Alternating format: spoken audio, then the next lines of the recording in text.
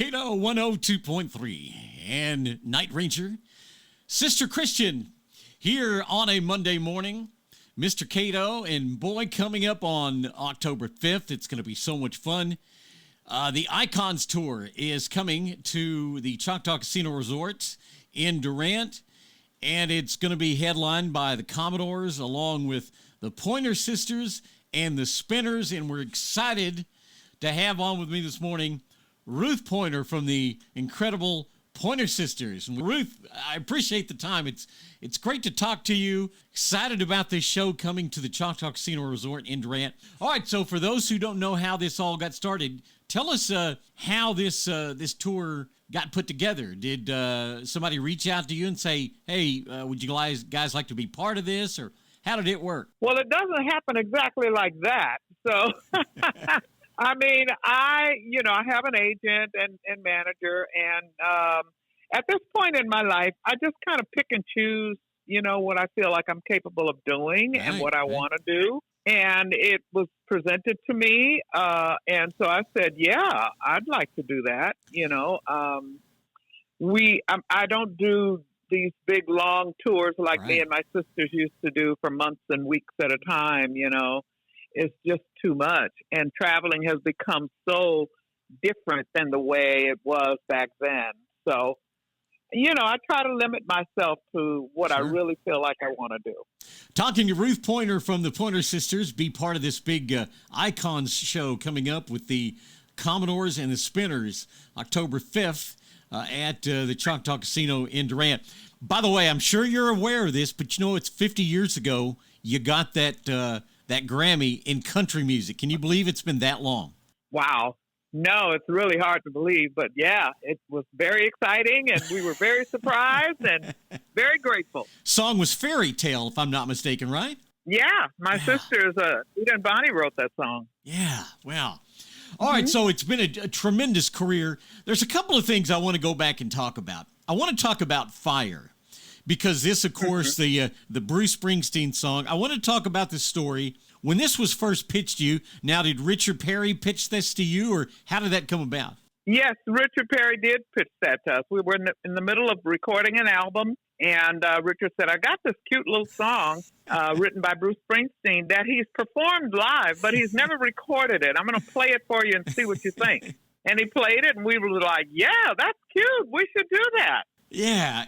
Yeah, so you did the song, and immediately people picked up on it. It was really your first major big hit. It was a major big single, and we were really, really happy that it was received so well, and Bruce gave us his blessing and loved what we did with it, and so that was it. So how fun is it? You're out on the road with your daughter and your granddaughter. I mean, this is just about as good as it gets. I know.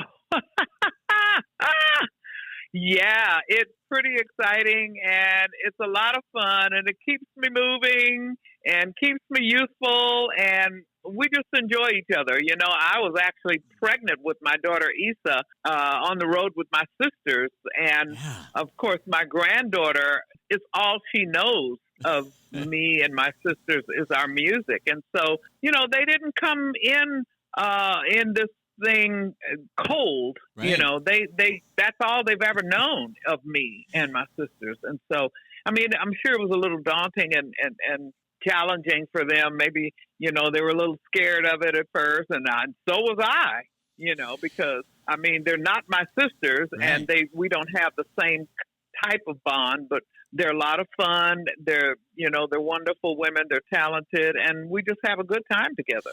Now, I will say your daughter has pretty good bloodlines, because I got to tell you, she does. Her father, in my estimation, one of the 10 greatest male singers of all time. You might tell everybody who that is. Dennis Edwards of the Temptations. Oh my God, yeah. Wow. We had a relationship for a couple of years, 2 or 3 years, and the result was my daughter Isa. Yeah, wow. And I knew that she would be talented. The moment I knew I was Yeah. pregnant with her, I was like, oh, yeah, this baby is going to be a singer.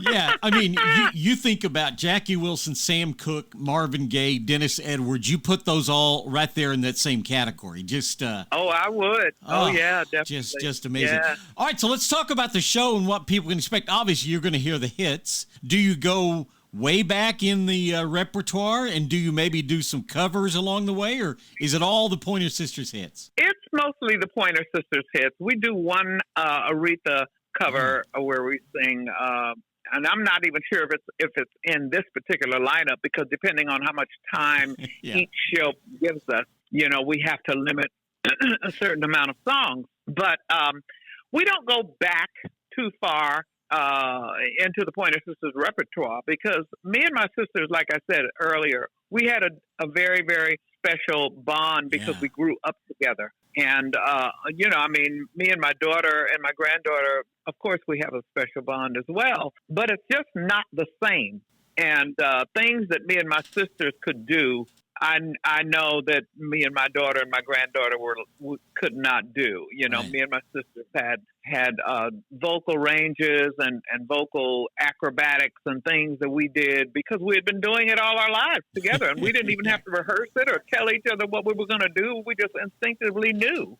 So I got to ask you this: would there ever be a time that you guys, as a trio, and I was thinking about this the other day when I was thinking about this interview, how cool would it be to go in the studio and do maybe an album of standards?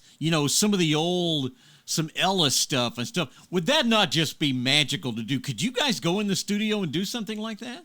Well, I don't know. We might be able to. That's a good idea. That's for sure. Yeah, because some of those old songs, I got to tell you, Ruth, they get lost in the shuffle. Yeah, they do. It said, I'm a voter in the Rock and Roll Hall of Fame, and every year when it comes time to see my ballot, I think, well, what has happened to some of these people that are lost in the shuffle that don't get to be in that? And so somebody needs to bring some of those great songs back, and that would be fantastic. Well, this is going to be fun. Now, how does the lineup set up? Do spinners always play first? Do you play first? Or how do you know how the lineup is going to go?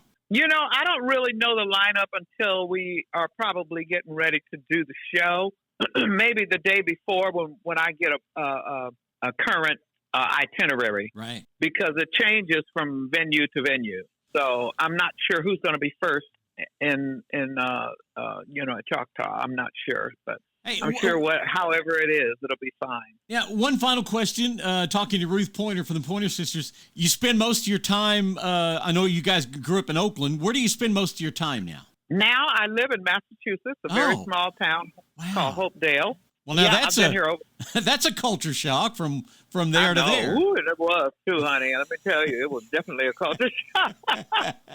There's still a limited amount of tickets left. Very few, in fact. This show has sold very quickly, and there's no surprise why, because this is about as good as it gets. Commodores, the Pointer Sisters, and the Incredible Spinners, who are in the Rock and Roll Hall of Fame now, which is very cool. I got to vote them in, which was very fun.